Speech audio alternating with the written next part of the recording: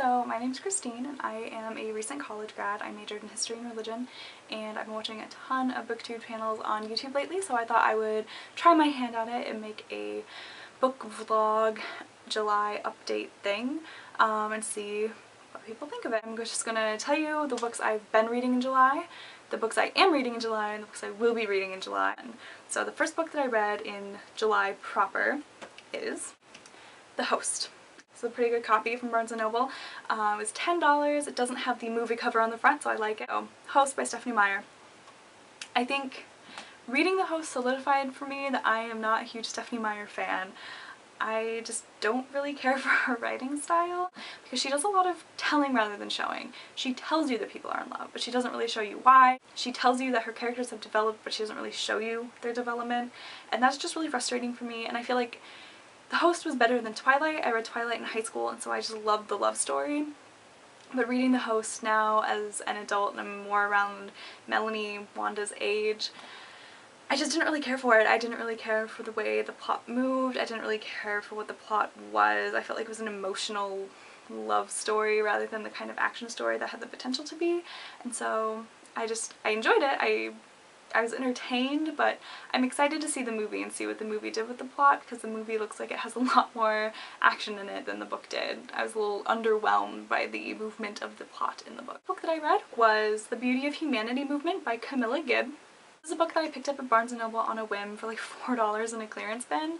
I didn't really know anything about it. I briefly looked it up on my Goodreads app and it had about a 4-star rating, so I figured why not.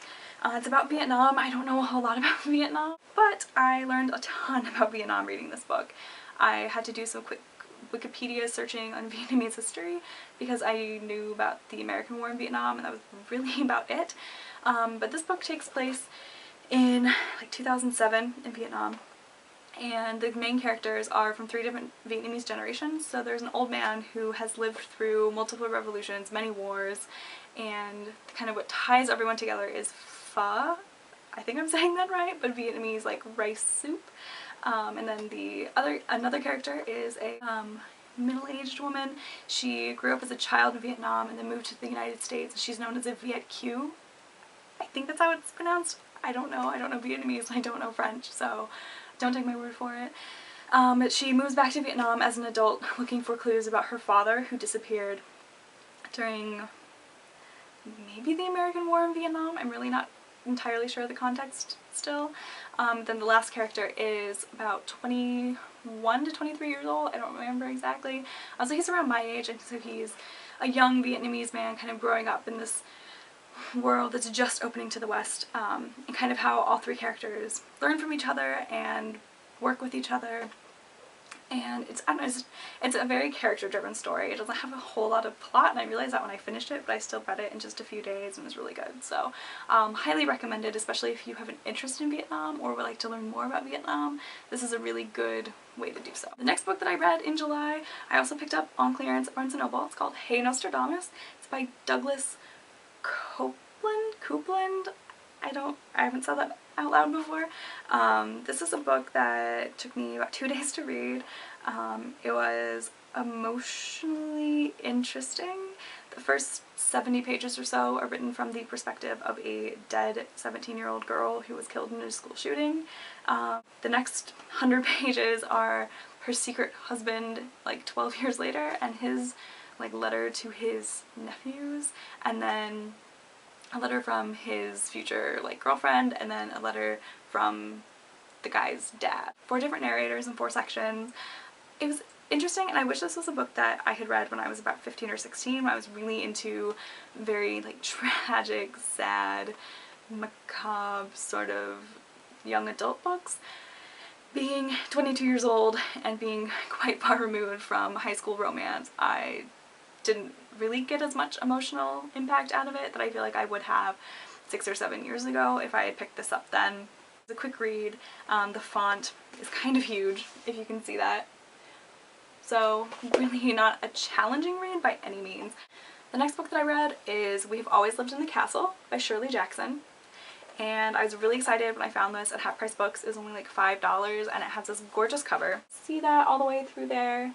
It's got this gorgeous cover, and I really enjoyed it. It's only 147 pages, but the font is fairly small and there's quite a few words per page. It took me 2 days to read between work and doing other stuff, just day to day, whatever. Really good. It reminded me a lot actually of Neil Gaiman, like if Neil Gaiman wrote a story about people who are kind of hermits who have some mystery about them. The plot is really interesting and the characters are very interesting, and I would really like to reread it because there's kind of a twist in the last 30 or so pages, and I'd like to read the book again to read it with that kind of lens. Really enjoyed it, and it has like a 4-star rating on Goodreads, and I just heard tons of good things about it on various YouTube channels, so I saw it and I picked it up and I really enjoyed it. What I'm currently reading is I'm trying to hack my way through 1001 Nights. I got this as a graduation present from a professor. She gave me the first volume and told me that when I finish it I can get the second volume from her. It's a 3-volume series. This one has 982 pages. It's tiny font, and it's taking me forever. I've been reading it off and on since May and I'm like 300 pages in. I'm reading them kind of as bedtime stories. Right now I'm trying to read 40 or 50 pages a day because I'm waiting on some books to get here in the mail, and so I think I'm 5 books ahead on my 50 book challenge according to Goodreads, and so I don't really need to be reading a bunch of short books anymore. Now that I kind of have that gain on my book challenge, I've been trying to read this just because it is huge, it's daunting, and I really want to get the second volume before my professor leaves on Christmas break. What I'm going to be reading is this other book that the same professor gave to me as a graduation gift. It's A Border Passage by Leila Ahmed. She spent her childhood in Egypt, then moved to America. A professor in the United States at Harvard, so that's pretty cool. I actually had this book falsely assigned to me for a class that I took my sophomore year, and we ended up not using it, and then I never read it, and then I sold it to Half Price Books, and then my professor gave me a new copy, so I think that's a sign that I should probably read it. I ordered a couple of books on Amazon for $0.01 each, so with shipping they were only $4 plus tax, and so I will be reading Bossy Pants and Me Talk Pretty one day, which are both on my obligatory reads list on Goodreads. As I've told people tons of times I was going to read these books and then I just haven't.